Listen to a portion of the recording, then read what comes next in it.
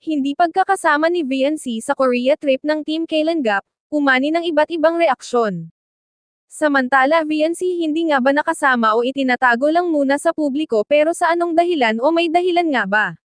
Di umano hindi nakasama si VNC sa inaabangang biyahe ng Team Kailangap patungong South Korea, bagay na ikinalungkot ng kanyang mga kasama at taga-suporta. Ayon sa mga ulat, nagkasakit umano si VNC sa mismong araw ng kanilang pag-alis, dahilan upang hindi na siya makasabay sa grupo. Ipinahayag ni Kailangap Rob ang kanyang panghihinayang sa nangyari, lalo na't ang naturang biyahe ay sinasabing inihanda bilang espesyal na bakasyon para kay VNC. Gayon din, nagpahayag din ng pagkadismaya si Edo dahil hindi nila nakasama ang kanilang kaibigan sa nasabing pagkakataon. Samantala, kumakalat naman ang ilang haka-haka online na posibleng prank lamang ang buong sitwasyon. May mga nagsasabing kasama talaga si VNC sa Korea ngunit sadyang hindi pa ipinapakita sa publiko. Sa ngayon, wala pang kumpirmasyon kung alin sa mga impormasyong ito ang totoo.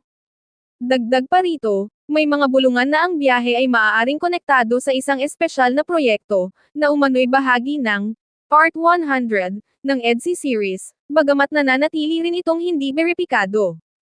Sa kabilang banda, kapansin-pansin ang pagdami ng negatibong komento sa social media laban kay VNC.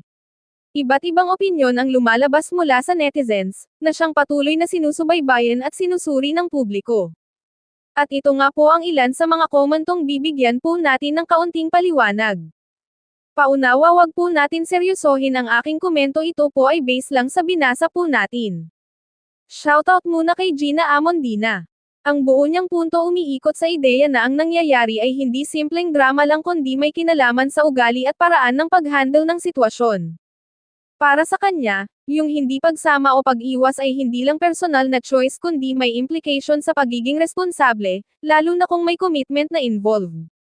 Ibig sabihin, sa tingin niya, may expectation na dapat tinutupad at hindi basta binabalewala dahil lang sa nararamdaman o preference. Yung pagbibigay diin niya na, totoo talaga yan, ayaw niya sumama, nagpapakita na para sa kanya, malinaw at consistent ang behavior, hindi ito aksidente o one-time na pangyayari. Sa ganitong pananaw, ang issue ay nagiging mas malaki dahil nagmumukhang pattern na, hindi lang isolated na sitwasyon.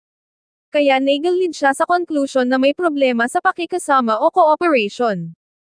Yung paggamit niya ng very unprofessional ay may bigat, kasi ipinapakita nito na tinitingnan niya ang sitwasyon sa mas formal na lente, parang may standard ng trabaho o public behavior na hindi nasunod. Sa ganitong context, hindi sapat na dahilan ang personal na ayaw kung may inaasahang role o responsibility.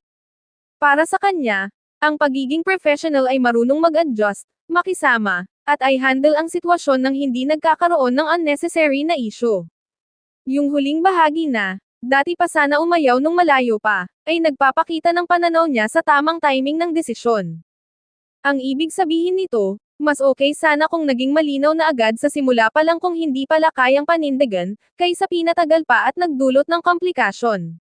Para sa kanya, ang problema ay hindi lang sa desisyon na umayaw, kundi sa kung kailan ito ginawa, late na, kaya nagkaroon ng negative impact sa iba.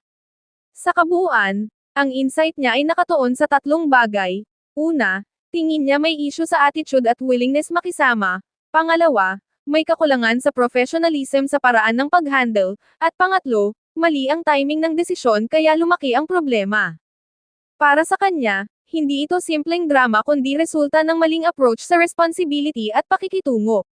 Sa ngayon, nananatiling palaisipan ang buong pangyayari habang hinihintay ng marami ang opisyal na pahayag mula sa Team Kailangap kaugnay ng issue.